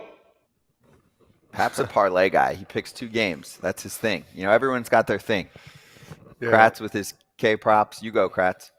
Yeah, I would love to get back into my K-Prop Nation, but it'll come soon. It'll come soon after we get a little trendy. I'm going Braves and Padres. I like Dylan Cease on the mound. I like last year's All-Star, Bryce Elder on the mound. I know a little stormy weathers, little drizzle weathers for the Miami. He's gonna do okay for Miami, but the Braves they're too much. They're a juggernaut. I think the Padres lineup is kind of come out and ready to bang. So I'm going Padres and Braves money line plus 127, I think. Yep, Put you got it. Hunch Plus down. 127. Okay. AJ, what do you have? Well, first of all, Pap, Okay. the 2 worst teams in baseball, Pap forgot about the Rockies. So, the Marlins actually split a series with the Cubs in Wrigley this weekend. So, they're not the worst team anymore. But I'm also picking on the Rockies because they strike out like 27% of the time as a team. And they're facing Dylan Cease, and he's only got 7.5 punchies. I know it's Colorado, but the slider be sliding, as his poem goes, and I'm taking Dylan Cease over 7.5 punchies against a team that strikes out a lot. Okay. What do you have? So I had to change mine because I didn't know gonna the say. game was at 135. Yeah. I'm sticking with the Braves, but I'm going Braves minus 1.5 at minus 110. So I'm going to go 330 to win 300. So we're all kind of around the same with these Braves. So you might want to take the other team. No, I'm just kidding. I'm taking the Twins just like Pap, just on a run line plus a hundo. I mean, until adjustments are made, we need to keep hammering baseball's worst team of the century, potentially. I'm calling that White game Sox. tonight, so the White Sox are going to win, just so you guys know. No way. Oh, No way. little homer. I mean, there. I no like way. that. I'm going to watch an entertaining and listen to an entertaining broadcast where they're going to get absolutely smashed by a Twins team that's pissed, by the way. They're not playing good ball either. Ooh, They're going they're to not get hitting. smashed. And Are you- we are going to get full scale This AJ could be the rants first. This on could be FS1. this could be the first game of all time where neither team gets a hit. They just Hey, keep, are they just you keep announcing- playing. Are you announcing on the White Sox side or are you neutral today? I'm on. I don't do anything for the White Sox, so I'm on the I Fox know. I side. just So wanted to hear I'm you say neutral. that. That's all. I'm Yeah. neutral. He's a national broadcaster on tonight's game if you want to watch. I will AJ's on. pump Who up you on both with? of these Fine. teams equally. FS1. Who you on with, AJ? Kevin Kugler. Kugler. Nice. All right, we're in for it. There's your locks. First bet offer when you use the promo code or the bonus code, if you like to call it that, is FOUL, FOUL. When you get the BetMGM Sportsbook app, or go to BetMGM.com and deposit at least $10 into your new account when you sign up and place your first wager and get up to $1,500 back in bonus bets if the bet loses. And if that happens, your bonus bets will be available once your initial wager is settled. Erik Kratz. Kratz hats, and then we'll see you later. Oh, yeah. The old Jays. School, It's a good old one. school Blue Jay spring training hat. No number in it, so I have no idea what year it's from, but good Lord, when it says large, extra large in the back, you're just like, what a noggin. You're like, get in my belly. Get in my massive dome. All right, Kratz, go get him today. Good luck, We love Kratz. these early games. Go get him. 8-1, all right? Deal. 15 zip. Thank That's you. the goal. 15 zip every day. We'll see you tomorrow, dude. See ya. Hey, can I say something real quick? Yeah. This Yankee game. Mhm. Something that you probably won't see too often. Mhm. JP Sears, Soto strikeout, Judge strikeout, Stan strikeout. All three. I mean, listen. Well, two of them make sense right now. No, but I mean, you won't see back to back like that too often. No. So, I mean, the Judge is struggling. He's shoving right now. Only 2 hits. Rodon. I'm not saying it because I called it on there. He was going to have. You thought he was going to go. I don't want to say it. I don't want to jinx it. It's all right. It's early. And we're going to get to that game with Boone getting tossed. We have an ump seg. Let's just go back to that's what he said for a moment. Also, just quick shout out. Justin Verlander's back. Looked good. That'll help. 6 innings, 2 earned runs, 4 hits, 4 Ks. Very nice. Last pitch was 95, paint for a strikeout. Hardest thrown pitch of the night for him. Gotta love that. All right. The Red Framber's swept coming the back Angels. allegedly too Wednesday. This I believe. week? Okay. Wednesday, I think Okay. he's scheduled to That's come big. back. He was. That's I don't know if it's changed, but I thought it was Wednesday. I still think the Astros are okay. I know you could start to dig yourself a hole, but Hey I Todd, think it's cancel still a the good post team. game. What? Cancel the post game press conference you were going to have for yourself. Oh, you get it before me. You're an ass. Oh, he's got it on. That's Yeah, why you guys are peeking at the I need to get Yanks a TV game. in here. We have people too that are watching right now and then Yeah. listening to I- us, which I I'm said all about. Rodon would get a no hitter, and I guess he just got He it gave broken. up. Your boy Nick Allen just broke it up. So I'll take that. I'll take that That is every your day boy, of the week. right? That's my dog. Yeah. Okay, let's get to the Angels. So we were in Cincinnati last week. We spent some time with the Halos. Trouty just doesn't have the dudes around him. And here we go, the happiest fans in baseball. I love a lot of the Angels fans. There's a few trolls that everyone can't stand, Few trolls. including many people within the Angels org I spoke to. I thought they and didn't not like Artie you. Moreno, who we all don't like. What? Are you talking about the fans or? There's a few fans that are so annoying. They So don't- annoying. they They like- know they who don't- they are. they don't I don't like see me their anymore. tweets anymore. They're muted. They're losers. But there's plenty of cool dudes. I'm sorry, you're a loser. You just personal attacks at people. Wow, You're right. good for you. Sorry that we're Yeah. calling out your owner and we don't like what they did this offseason. Sorry about it. Nothing wrong Anyway, with that. Anthony Rendon is hurt. He said this after hitting the IL with a hammy strain when he was running out an infield single on Saturday, first play of the game. Quote, not feeling too great. Frustration, anger, mad, any of those adjectives you want to use. And remember, he started 0 for 21, and then he went on a nice little heater. I mean, he has no pop anymore. That's been a thing the last couple of years when he is on the field, but he can still get on base at an okay clip. So he also said, I think that's one of the most frustrating parts, right? I'm starting to barrel the ball more. And when I didn't, I was just starting to find holes. Like earlier in the season, I was just barreling it and they were catching it. I think that's the most frustrating part. I was getting into a groove. And of course, this happens. What are you looking at? I'm looking at 2 AJs on I'm trying to figure out why I'm on the screen twice. Oh, crap. I didn't see that. Hey, AJ, I'm going to talk over you. Yeah. Honestly, talking with Ron Washington the other day, Yeah. and we were just talking right after our show, and we were talking about Anthony, and I was Tony. They call him Tony. And for me, it just came up, and he's like, man, people wanted to bash him. This guy's a team guy. EY Senior came up to him and said, why don't we put him at the 1 hole? And, Ron said he went in there, talked to him. He said, this is a perfect fit for you. Talked about the guys that are in the 1 hole, how good it's going to help the team. He said, Tony said, I'm in.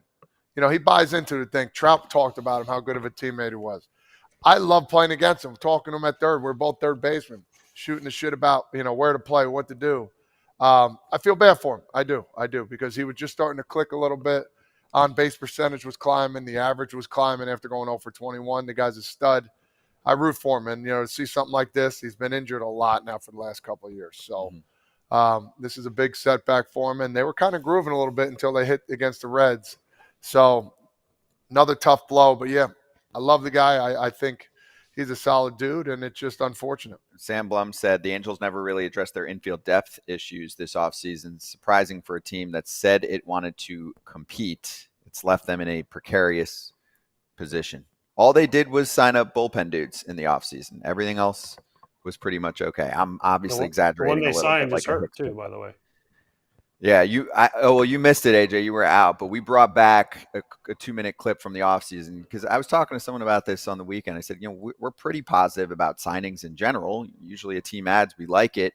Just I hated what they did this offseason. Hated it. It's you know what the problem is? The season's too long for Rendon. He did say that. How many season's games? Too long. He should have stopped it at 20 games? Yeah. And now, what's a hammy? You guys tell me. How long does that take? Depends on how bad it is. Not good. I've had one at the end. A month? Yeah, just like you said, it just depends. I mean, but you need 3 weeks just to chill out, brother. Let that thing settle. Fans are losing their mind though because they can't replace him. Obviously, he costs a ton, but they can't even really get a good insurance policy. Do you know what I'm saying? But he's going down. I'm ready. What? I don't know. Maybe I was just thinking of it. I'm just kidding. I am not ready. You would stay on the field. No. I'm just saying. You know what I'm saying? Like they are hamstrung, AJ, with this player. He is causing a lot of damage because they don't have the replacement. Even though the offseason approach should be, hey, we get a starting third baseman. We wait a week or two, and then he gets to play. Yeah, I mean, it's been like this for a few years now, though, right? He played 160 out of like 450 games or something? I mean, you kind of knew it sucks for Rendon, but you kind of had a feeling something was going to happen, and they don't have anyone really to step up. I mean, listen, they're counting on, 4 guys, Nito, Ohtani, Shanwell, and there's another one that they were in college like 2 years and less, most of these guys. Oh, so it's like, or they have less than 2 years experience. So it's like, they're already counting on a lot of young guys to come through. Their pitchers, Detmers is a stud, but Sandoval's struggled, and some of the other guys, Canning's always hurt. So it's like, man, who can they count on? And Trout, Trout's off to a good start. We're praying he stays healthy, but it's just they don't have the depth in the organization to cover a lot of, and anybody really goes down, but especially a $25+ million player. Yeah, they're in a bad place. I'm saying that in all seriousness because there's not much in the prospect cupboard. And I really like Ohtani. He's been great. Neto and Shanwell have struggled so far to start the year. I think Shanwell will be fine too. I think Neto's a starting shortstop. I think he's more of a bottom of the order hitter. But anyway, it's going to be a tough year. I mean, I said 90+ losses. I still feel that way. And eventually they're going to pitch around Trout more. He's too damn good. And there's just not enough support there. Why wouldn't you? By the way, on the other end, Ellie De La Cruz show was fully on this weekend. Fully on. You see where he stole second, stole third. They overthrew it. He steals home, or he runs home on the bad throw. He's at 105.1 OPS, 306 average, 6 homers, 15 RBIs. Are they going to send him down? You're funny. He's doing it. He's doing it. He's doing it right now. He's doing it right now. Got to give me some Ellie love. All right. We're going to talk to Derrick Goold in just a sec, 30 secs, actually. Be right back. Unified Healing is sponsoring this episode of Foul Territory. Unified Healing is an innovative global network of wellness centers powered by Energy Enhancement System, or EE System. This technology promotes wellness and deep relaxation, and there are hundreds of locations across the globe. Interested in experiencing the EE System technology for yourself? Go to unifiedhealing.com/foul to learn more and find a center near you. That's UNIFYD healing.com/FOUL. No material or testimonials on the Unified Healing website are intended to be viewed as medical advice or a substitute for professional medical advice, diagnosis, or treatment. Always seek the advice of your physician or other qualified healthcare provider with any questions you may have regarding a medical condition or treatment and before undertaking a new healthcare regimen, including EE System. There's our friend Derrick Goold from the St. Louis Post-Dispatch joining us right now. I'm going to start real positive too, Derrick. Good to see you as always. And how damn good does Sonny Gray look right now? We'll go over some lows, but on the highs, that's a great signing so far. Yeah, and he's doing it all while he's still kind of building pitch count, which adds to kind of how impressive it's been. He went more than a month without being in an actual kind of game situation or game speed. He did some simulated stuff. He did some backfield stuff. But as far as like being in front of fans and being in that uncontrolled setting, he went more than a month. Some of that was weather, some of that was, just availability. And then he went to them and said, look, I can do the final stages of this on the job. I can do it in the rotation, and I can do it in such an effective and efficient way that it really doesn't tax the bullpen. They kept Zach Thompson aside for 2 of his starts just to cover some of the innings, and he was so efficient and really so expedient with his stuff, and effective too, of course, that he didn't need it. They didn't need the long relievers. So, he off to a good start. Shutout until just the final batter he faced. He had not allowed a run as a Cardinal until the final guy he faced yesterday. And along the way there, he had 12 strikeouts to get there. Very impressive opening 3 starts for him. Well, I do love all the positive talk, but at the same time, we do got to, nip it in the bud here, talk about Paul Goldschmidt a little bit here. I've playing against Paul, I understand he does go through his lulls, but it's never in the beginning of the season, from what I recall. He does happen to have it during the season. He'll go 3 weeks where it's like, where the heck did he go? And then all of a sudden he'll take off, batting 179 right now. Little over a strikeout a game too as well. Can you talk a little bit about his struggles and what he's going through, and if there's something that he's been doing to try and fix this a little bit? Yeah, that's a big topic, and obviously, like, it sometimes is how you want to cut and carve up the stats, right? Like back in 20, I just looked this up here to answer a question for readers over at the Post-Dispatch, and back in 2022 on this same date, he was hitting 196, and he had yet to hit his first home run of the season, and of course, by the end of that season, he was the National League MVP. He's had slower starts before, but you're right. I mean, there's not like April's always a slow start. There's you can pick a month out of some of the years and go, well, this is where he kind of encountered some problems, just as you can pick one out and say this is where he surged. It's hard to say, though, that this is just related to the beginning of the season, because he also was searching a bit during spring training. And I know that we as a group and as an industry like say, hey, don't put too much stock in spring training. And that's true. Obviously, you guys know it better than I do, but don't put a whole lot of stock in the box scores. Put a whole lot of stock in the process or the feel or the timing of spring training. And he's been searching, and he's acknowledged that. He talked with reporters. I wasn't there Friday night. I was at a family function. I was returning, but he spoke with reporters at Busch Stadium on Friday night about how he feels it. Like he feels there's been times where he could change the game offensively and hasn't.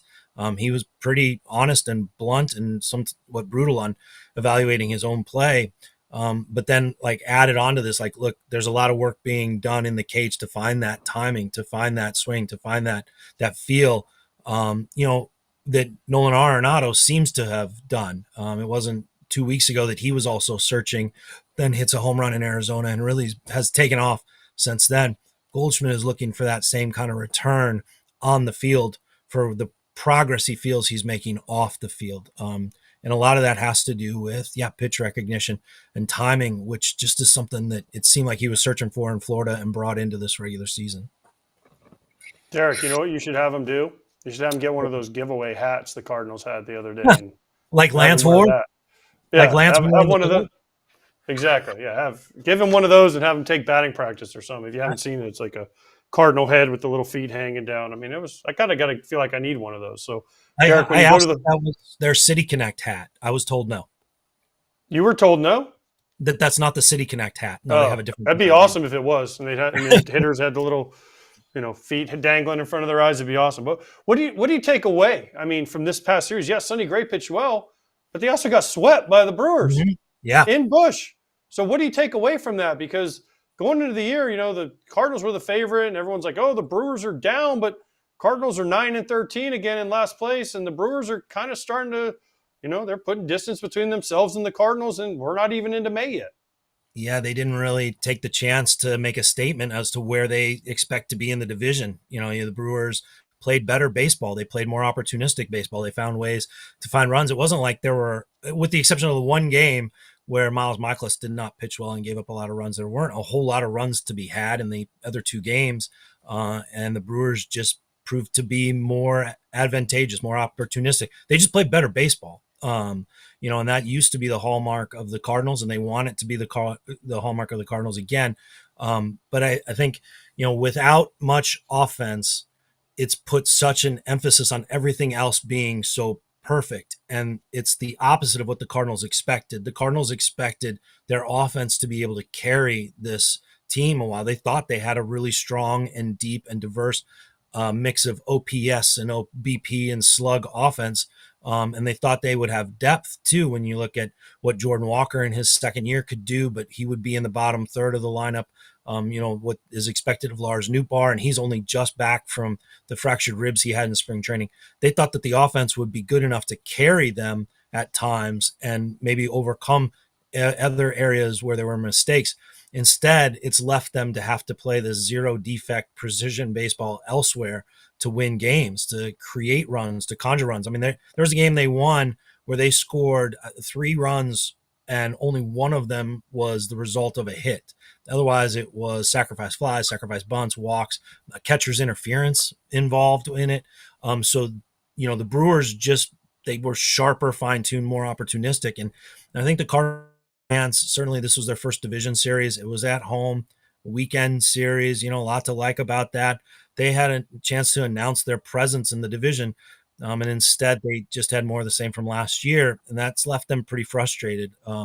Oliver Marmol talked about that after the game yesterday, that it just was a disappointing series because they felt like they were on the cusp of a couple of those games and just couldn't quite come through with the necessary hit. They're not hitting for a lot of damage, and they're not hitting for a lot of timing, and that puts them in a spot where everything else just has to be pristine for them to win. I know it's become a storyline for years now, but I'll bring it up even though he got hurt on a freak accident. You know what I'm going to say? And I talked in the offseason about Tyler O'Neill. I'm like, he's going to go to Boston and have a good year. He got hurt. He collided with Devers. It's a freak injury. But he looked damn good before he went down. So is there any chatter about evaluating themselves as an org and saying, why do we have certain players that are exiting that are full of tools and then they go to the next stage and they become a star? I know early for Tyler, we're only a few weeks into the season, but we have examples here and it's becoming a thing, and everyone was joking about it in the offseason. And he was leading the league in homers right before he went down. Yeah. I mean, it's not early because the Randy Arozarena and Adolis Garcia, we can point to these guys who didn't get opportunities. Tyler's different in the sense that he did get opportunity. A year ago at this time, the Cardinals were like, okay, we're going to give you a run in center field, which was something that he wanted and something that when they look back on was maybe not mutually beneficial, that if he had just stayed in left and they'd committed to that spot, that maybe that season starts going differently for him. But they'll never know. But he wanted the chance at center field. They liked how he profiled there. So they did give him that opportunity. That sets him apart a little bit from Arozarena and Garcia. But those are still examples, and you can go down the pitching route too, though it's a little bit more difficult because they so desperately needed a cleanup hitter, and the Marlins had those the hitters to trade, and the Cardinals knew that it was going to cost a bit, and it did, Gallen and Alcantara, to get that deal done. With Tyler, what you're right. I mean, it does force them to do something they already were, like audit the opportunities that they're giving them, audit the commitments they're making and how rigid they are with those and who are they missing as a result. You see an example of how they're committed to, they went into the season trying to commit to the outfield. Injuries have had a way with that, but that was a reflective and somewhat of like, okay, look, we can't say, we're going to move from this guy to this guy. We're going to go matchups here and here and and limit their production and then limit to a point where they don't get the opportunity and then watch them flourish elsewhere when they do get that opportunity. So you see some of the decisions that they made this winter that were reflective of that. But you also, to your point, see the kind of humor that they had because, look, when they at the winter meetings, when it became clear that they were going to Tyler O'Neill and they acknowledged that they were looking for an interested team in Tyler O'Neill, John Mozeliak said he's going to go and get MVP votes. We just know that's how this works. So they're aware of it, and they're trying to figure out that right balance of like, okay, how do you make sure that the opportunities that some of those players didn't get with the Cardinals happen with the Cardinals, or how do they get the return on a trade like that so that it does free up that opportunity for others? Derek, You mentioned other opportunities. Victor Scott was given the opportunity this year, and they recently sent him down because we talked about it. The Cardinals need offense. Two of their best hitters are both catchers, so they need a third catcher to cover them. Is this a move that is going to last, or Pedro? I don't know how to say it. Is it Pages? Is it like Pages. how do you? Okay, well, is he Pages. Is he going to stick? Well, I mean, look, on the horizon, they have Matt Carpenter coming back, so that there would seem to be the roster move there. Also, like, they have been encouraged over the past, week, 5 days, and they'll know more by the end of this homestand, which comes Wednesday, Thursday, about how close Dylan Carlson is to returning. And then right behind him would be Tommy Edman, possibly. And those are the two center fielders that they had, 1 and 2, on their depth chart. Tommy Edman was the center fielder they committed to in December. Dylan Carlson was the guy who won the job in spring training with Tommy Edman on the injured list. And then, of course, collided with a teammate, separated his shoulder, and had to start the year on the IL. So that move was in part, it was mostly an indication that they're going to look at Lars Nootbaar some in center field here for a while for the reason that you're discussing, that offensive aspect. But it also subtly suggests that they think Dylan could be on the horizon as far as going off to a rehab assignment and then turn around to be their starter in center field. So the third catcher thing, they'll go in with it now because they do need offense, but they don't think that they think they can have both those catchers in the lineup even without a third catcher. And they actually have it set up in a way, when you look at the bench, to have Herrera either catch or be the DH on the day that they're facing a lefty, and also have Contreras in the lineup. And then what will happen later in a game is they'll give up the DH because they feel like they have the bench set up in such a way when Carpenter's healthy to then make those moves and treat it like a National League game. It's actually something that they openly discussed and actively pursued in setting up their ideal roster, was having Herrera in the lineup against lefties. Derek, are the Cardinals boring? And let's just even put the record aside. It's not terrible yet to start the year, but it's not great. It's not a good start. They're 9-13.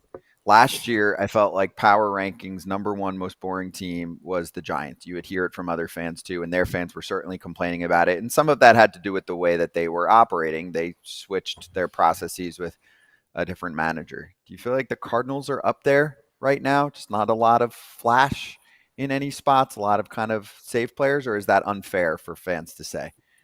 No, I don't think it's unfair. I mean, I think it's interesting because I think they have been that team. I've talked a lot with fans or even with other reporters and some of y'all, I'm sure. I think back to some of the conversations I've had on the podcast I do, just about how can this team capture the imagination of the fan base? However you want to attach that. I guess in this past week, given that the St. Louis and the Cardinals and baseball fans writ large, with Whitey Herzog's passing, we talk a lot about like how innovative his style of play was, and charismatic was the word that I tried to use to hopefully use to describe that game. I mean, it was captivating, right? The Whitey ball of the 1980s, and the present Cardinals are always kind of compared back to that. And so I wonder about that. Like, can this team, or has it had years where it captured the imagination, where it was charismatic, where it was energetic? Look, losing is never charismatic. Losing without offense, you guys know, like, man, like how many games did AJ, I'll ask you that, like how many games did you play where, man, you thought you were just giving every effort because you played at 120%, I guess is what you'd say.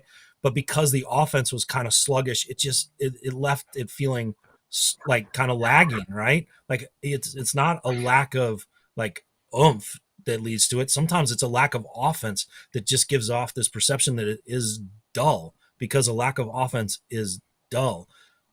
That said, like, I don't know if you could watch Sonny Gray pitch and go, man, this is a boring game, or this is a boring pitcher, or this has the potential to be a boring team. I don't know if you could watch Mason Wynn play shortstop and go, man, that's boring, because it's not. I mean, he's had an excellent start to the season, and in a lot of ways, if he personifies what the Cardinals want to be, and if they can get there, then that is an entertaining team, that is an energetic team. But any team that lacks offense really comes across as kind of like sluggish and dull. because of all those donuts they're hanging up on the scoreboard, to borrow a phrase from Right. Mike Maddox. But before I get to my question, I have two things out of your comment. One, you can only give 100%. So anyone who gives, like Jake Peavy used to say, giving 127%, I'm like, where do you find the extra 27?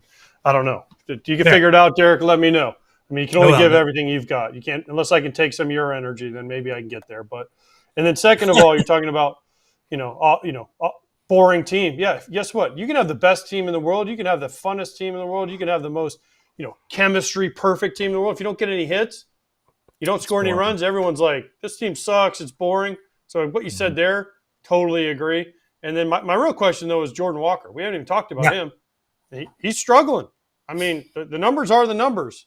Is there a thought of maybe sending him down like they did last year to get him going? I know last year they wanted him to hit more fly balls, but right now he has 0 homers. He's, 164. I mean, it hasn't been a great start for the young kid either.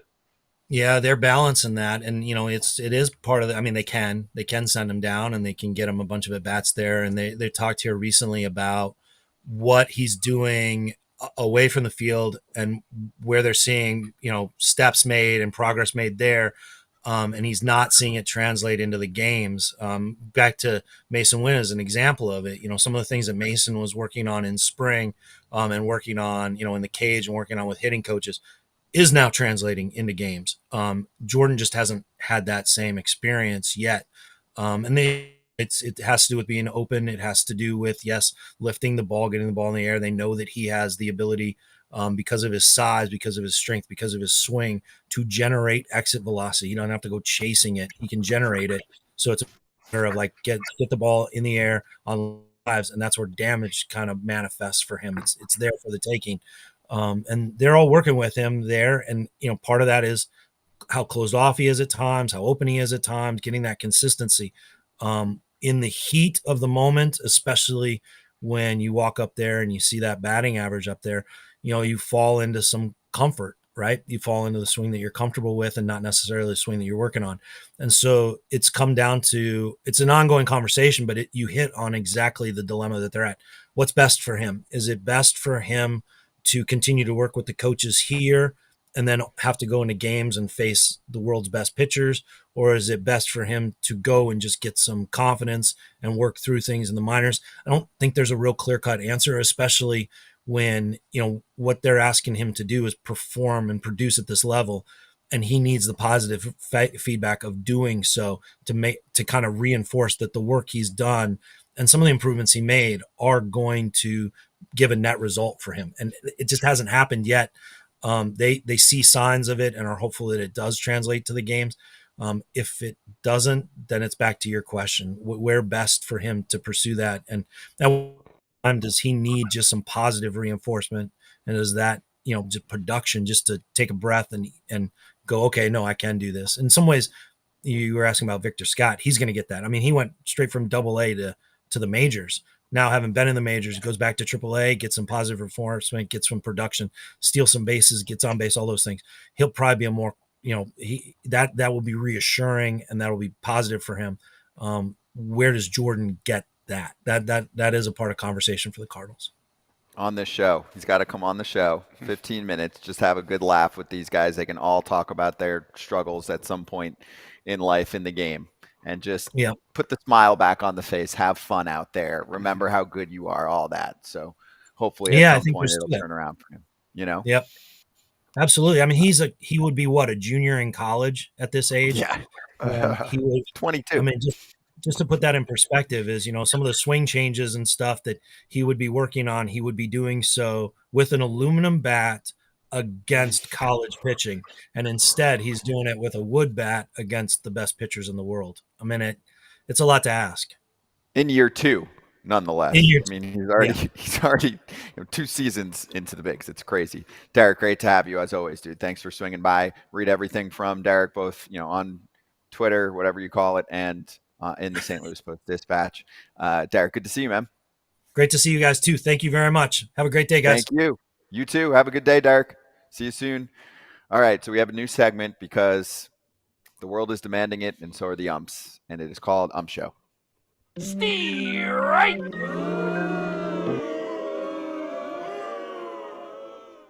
Do you get it? So for the podcast crowd, there's a little quickie photo that kind of moves, and it's an umpire on a stage with the lights behind him. It's his show. It's the Ump Show. You like that? It's my show. It's my show. All right, so let's start with something real fresh. Real fresh. You guys are just peaking like Aaron Judge last year in the Yankees-Jays battle. No, I don't want to go there, but just joking. At the Yankees game right now, and Aaron Boone lasted 5 seconds because the Ump Show took center stage. So can you guys confirm this for me? Booney got ejected because a fan was yelling at the ump, and the ump thought it was Booney or somebody from the dugout, and Booney was like, yo, it wasn't me, and the ump's like, I don't care who it was. So now is Aaron Boone responsible for Yankee Stadium? No. He's gone. Here's the problem. Another umpire should have said, hey, he didn't say anything. Let's take it back. But they won't because they back each other up. So, the replay makes it clear as day. There was a guy over Boone's left shoulder here, and he was like looking at his watch, like doing his fingernails.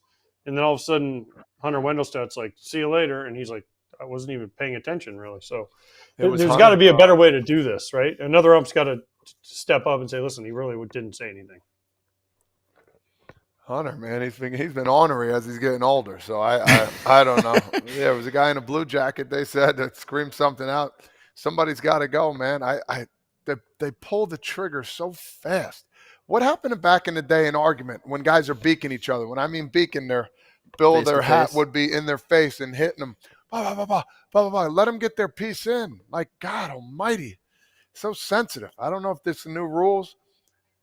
Let the argument happen a little bit.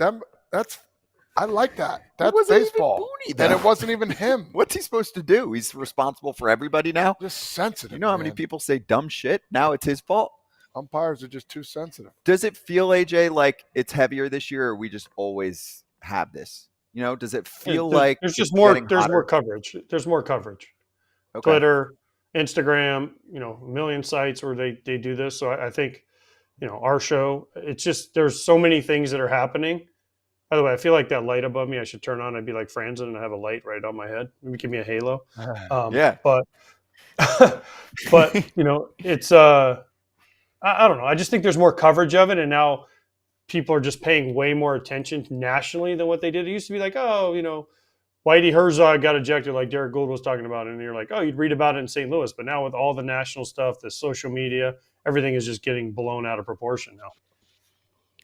This to me is a new one because I need an apology. I need a post game. My bad. I thought it was coming from Booney. You know? Yeah. Sorry about my house shaking here. Do you hear that, AJ? Why is it shaking? Did you hear the noise?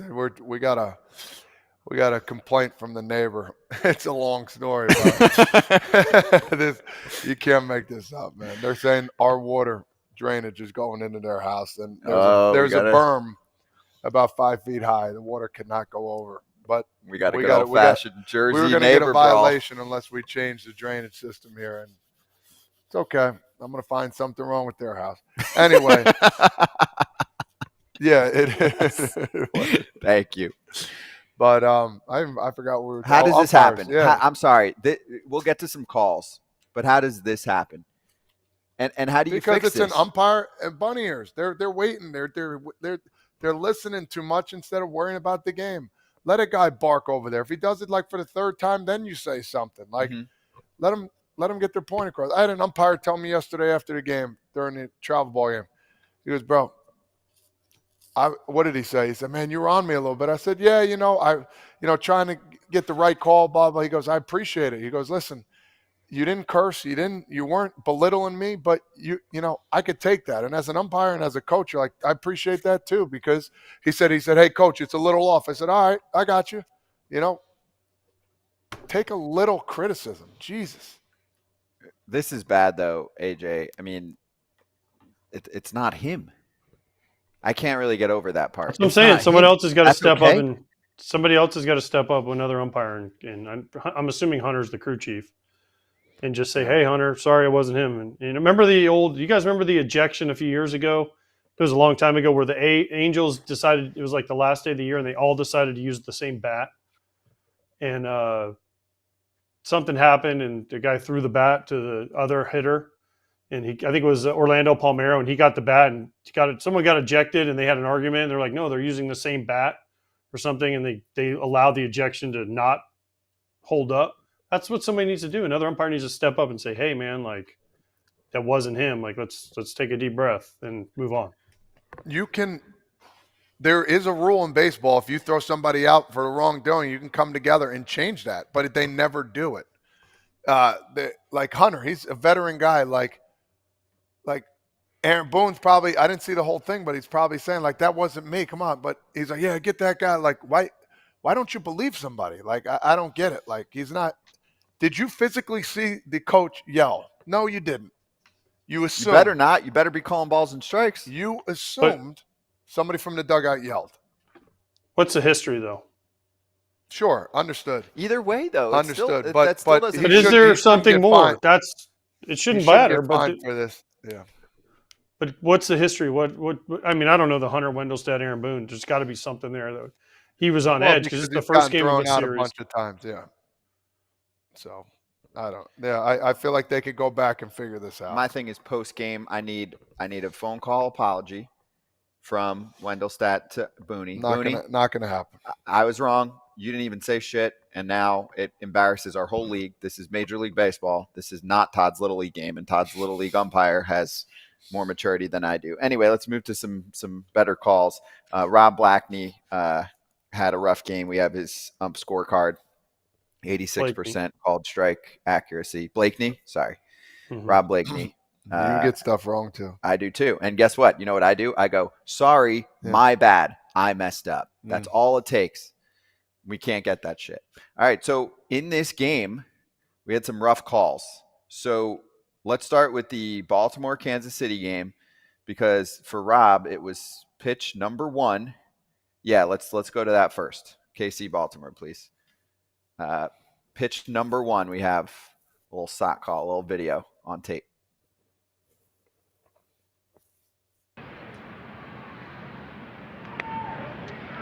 Fastball is right down the middle for ball 1. Oh my God. It's a great call. That is an unbelievable call. Ryan Lefebvre, Royals. I was gonna say TV. Ryan Lefebvre's on it right there. I'm gonna have Good to shoot call. him a text and ask him how dare he make that mistake. Can we show game day, the full screen of that first matchup for Reagans against Gunnar Henderson? Because the article I read said, well, it's okay. Reagan still picked up the strikeout. And you're looking at the box and you're like, all right, so he missed pitch 1, which was down the middle, a little up, but very much in the zone. Oof. And then the next 3 pitches were called strikes. 2 of them missed. This is a tough Makeup. box. 2 makeups. They say they don't do that either. This is the first batter. Okay, It AJ, changes the whole game. AJ, you're behind the plate. Those are the first 4 pitches. What's next? I'm laughing. I go back to the dugout and just start laughing and be like, good luck, boys. Swing the bat.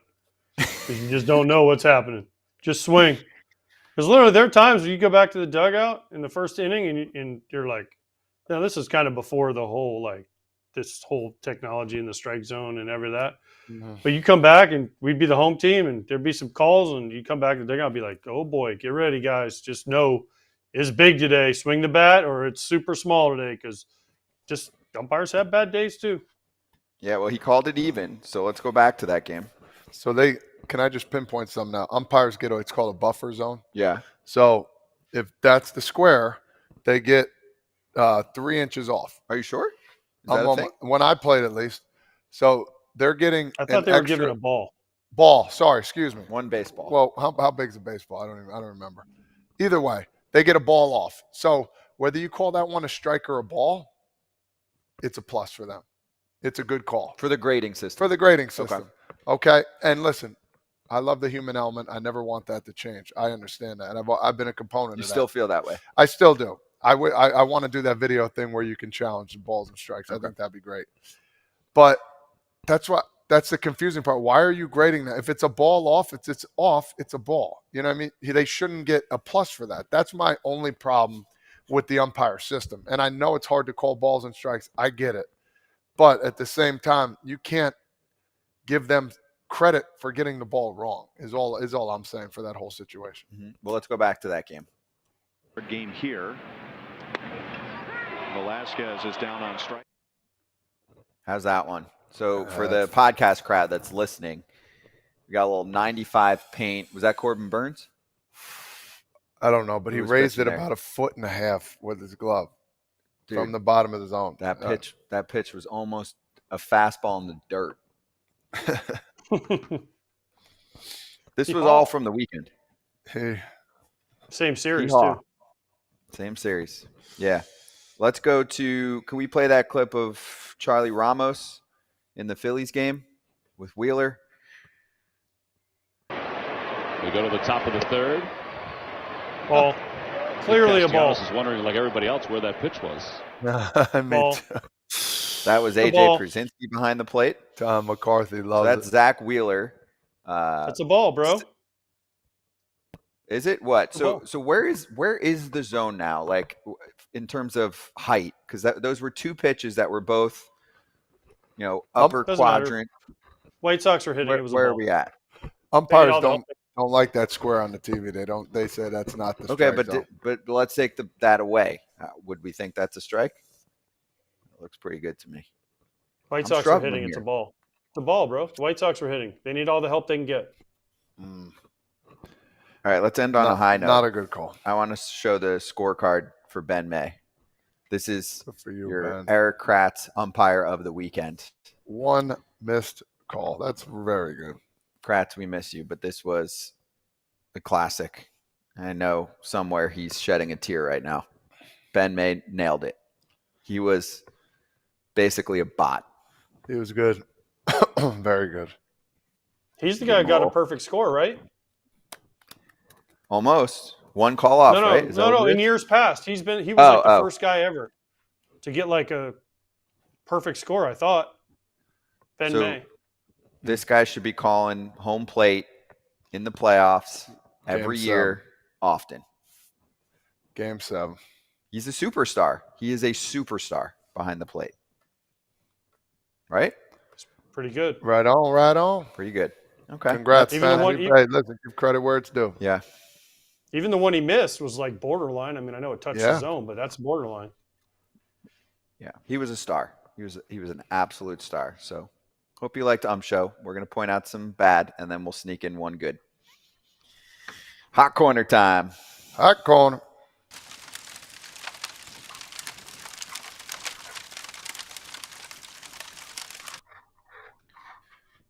So the Twins are struggling. We touched on it a little bit, but we'll go more in depth here. They fell in the series to the Tigers. They're 2-6 at Target Field. Louis Varland struggled in that rotation. They optioned him out. The Twins lineup has scored 4 runs or fewer in 17 of 20 games. They haven't gone over 4 runs in a 9-inning game since April 3rd. We're deep into April now. So Rocco Baldelli said, quote, "There's urgency here. We can't play like this and think things are just going to be fine. We're going to have to be open to making roster moves and finding new ways to use players and figure some things out." Obviously, they're missing players too, right? Like Cray is out. Yeah. Royce Lewis is out. The lineup right now in a Kepler box comes score- back today. Kepler came back Kepler's today. back though. today. Okay. It's not a sexy lineup in the box score right now, AJ. And they don't have the same pitching. Sonny Gray's dealing with St. Louis. We spoke to Derrick Goold about it. I mean, he was a top 3 Cy Young finisher. You don't just replace that. Louis it's Varland. They were counting on Louis Varland. He got optioned down today, so they were counting on There him. you go. So he's, he had a 9 ERA. Oh, you're Chris taking Paddock it has in, struggled. Yeah. Well, Yeah. the best medicine is the White Sox. But what did you think of the Byron Buxton play? Because he's been struggling too, and obviously he hasn't been able to stay on the field. He's a good dude and well-liked in the clubhouse. He's been one of the leaders, even though he's gone through it. He's a sick athlete, and when he's feeling good, he's great. He has not been good so far this year, and he watched a double for a while, and fans were pretty pissed on socials. They wanted a triple out of it. That was a tie game, or it tied the game at the time. Is it whatever? The dude thought it's going out. All good? I mean, He thought it was a homer. He thought it might go foul. Everyone thought it was a homer. You see the catcher react, and then, it hits the top of the fence. And, I mean, listen, the ball's in front of him, the left field. I mean, could it have been a triple? I mean, I guess, but I don't know. I mean, Todd, are you going to that? I mean, I know Buxton can fly, but most of the time they're shutting you down on that anyways. Yeah, you see he was kind of visibly upset Yeah, on he second was. base, took the helmet off. I think he was more embarrassed than anything. Mm-hmm. Yeah, no, I mean, I don't think he should have. What he did, I mean, you gotta think that's a home run. I'm not upset about it, but at the same time, he kind of stood there, back walked a little bit. Not a good look, but I'm not looking too far into it either. Yeah, have you ever done it? I've done it. You ever think a ball's going out, it hits the wall, and you're like, oh, crap. Oh, yeah, that's happened. I mean, sure. Listen, everyone's done it if you played this game at the highest level. He's I mean, scoring on a knock. maybe Adam Rosales is the only one that didn't do it because he sprinted faster. Adam Rosales, what a blast! But what a blast. I mean, listen, if you played this game long enough, you've done something like that. Forgot the outs or whatever. So it's hard to criticize that. One shout out here in Hot Corner to Pat Murphy. He's got the Brewers playing ball right now, and Holby Milner picked up the save the other day. He's just handing them out left and right, and Pat goes, quote, "We're giving out those around here," talking about saves. Quote, "Whoever's on our team gets one. Willie Adames might get one next week." You're a gem. That's just Beauty. Great. Beauty. I love his style. We hyped him this offseason, right? Don't ever change, Murph. No. That's just a good manager. People are having a blast with him. They're playing good ball. So props to the Brewers. Let's hit slap hands. We'll let you know what we got coming up over the next week, and also Dodgers territory coming up soon too.